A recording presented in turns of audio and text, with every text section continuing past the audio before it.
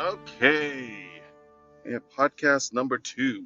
Today it's going to think about, ruminate upon. Thanks for listening, by the way. The idea of motivation. What motivates us? What motivates you? Kind of hard to say for many of us, especially those of us who have the so-called good life. What motivates you? What's keeping you going? What's pushing you forward? For some people, it is some sort of tragedy, some sort of revenge sequence in their lives, trying to get back at somebody, trying to show someone that they're the man, the woman, they're the boss. I'm certainly not in that category. At least I don't think I am. Of course, there's a lot of psychological things going on in our minds that we can't totally understand. So where we are at any particular moment probably depends on circumstances, as always. But we'll talk in generalities when we can. So today, let's just think about motivation, what motivates us, things we can do to, I don't know if improve our motivation, or at least provide motivation for the things we think we want. Now, there is the idea, the belief by many psychologists, psychologists, that generally what motivates us is the desire to just stay alive. How can we stay alive? What can we do? And in the desire to just stay alive, because calories were a constraint in the past, for many still today a constraint, but certainly not to the degree and to the percent number of people in the world where calories are the main constraint on what you can do in a day. But historically speaking, calories were the constraint in many ways for our activities. So you wanted to burn as few of calories as possible. So our bodies and minds are sort of set up for that, which isn't the worst thing in the world, especially in that historical context that you want to survive, you're trying to survive. Well, survival, especially in the modern world, the world where food is plentiful, calories no longer are the constraint. We're trying to move past that calorie-focused model, trying to have the lowest expenditure of calories. Think about it. So many of our activities are counterintuitive when considering that. I mean, how silly is it to work out? Just think about that. How silly it is in the short run to work out. You're getting yourself tired.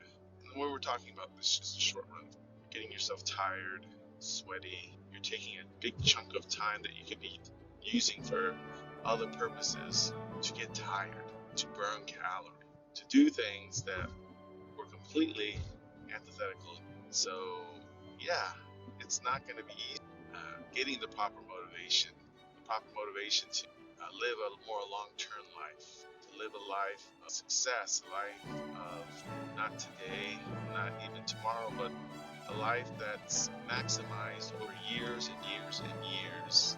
The average person in the United States or many modern parts of the world is going to be over 80.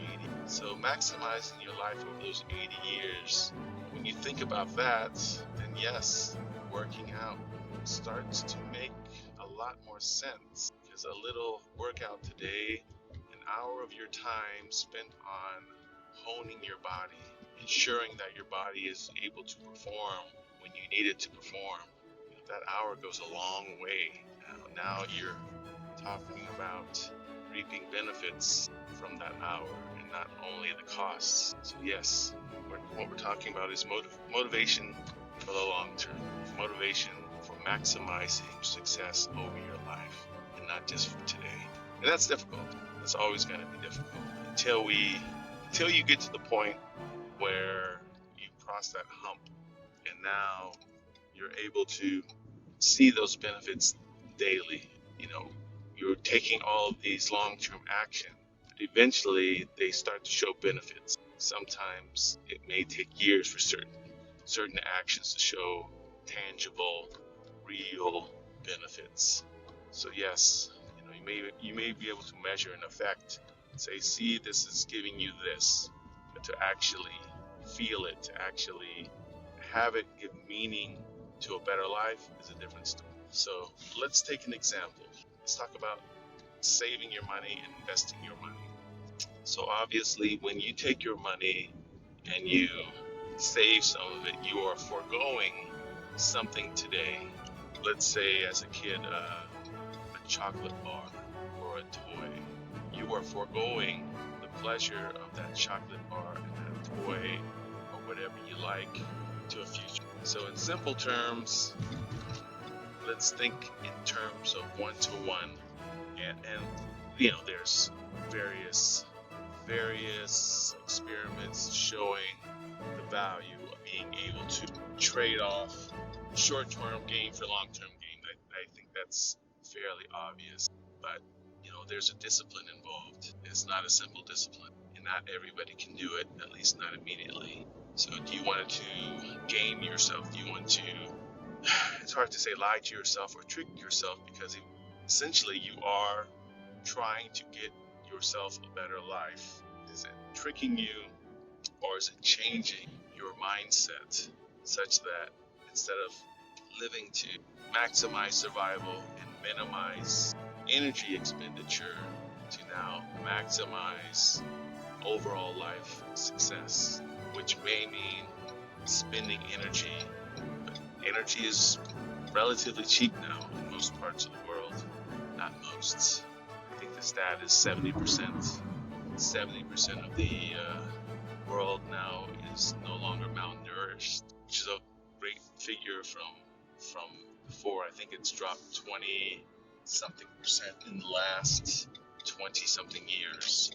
So there you go. It's calories, especially, I'm gonna say people who are watching videos online are probably people who are not calorie starved. At least they have the ability, with some gains in their lives, to start exchanging calories for effort in their lives. Okay, so I'll get past that for now. Let's move on to what should we do, what can we do. It's going to, of course, depend on you and how much motivation you have to do the activities that you need. So going back to the example of a person trading something today for an investment in the future. So just doing some quick math, we'll use the rule of 72, which of course divide your annual interest rates into 72 to get the approximate time it takes for something to double. So in other words, a $1 chocolate bar today, if you're getting 12% return on that $1, it's going to take approximately 6 years. But in 6 years, if you're willing to wait those 6 years, you will have the equivalent of 2 chocolate bars. Well, this isn't necessarily the case, because unfortunately we have inflation and things like that. So maybe instead of 6 years, it's 8 years. And that's a topic for another day. Inflation, that is. Let's say it's 8 years. You anticipate it will take 8 years for you, 8 years of waiting, 8 years of investing before you're able to get 2 chocolate bars instead of 1. So is it worth it? Is it worth passing up the chocolate bar today for 2 chocolate bars in 8, or the ability to purchase 2 chocolate bars in 8? Well, of course, the answer to that depends on the situation. If you're starving to death, then yes, you probably want that chocolate bar or whatever the equivalent is right now, because there is no 8 years. You need it right now. Are you malnourished, and that not having that piece of chocolate is going to damage you in some way? Then yes, it definitely is worth the chocolate bar today over the 2 chocolate bars in 8 years. But that's all part of the equation. That's all. We've created a simple example, but things aren't always so simple. But the decisions that we make will become simpler as we go through these things. But essentially, that's what we're looking at. Motivation. What's going to motivate us? So that person who's hungry and really needs that chocolate bar, they're going to obviously eat the chocolate bar.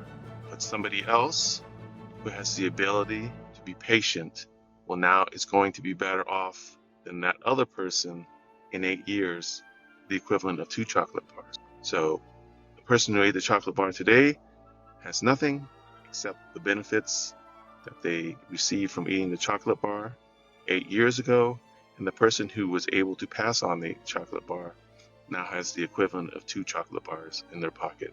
Motivation, folks. Motivation. How can we affect motivation to benefit us? We'll take a look at that more tomorrow. Thank you.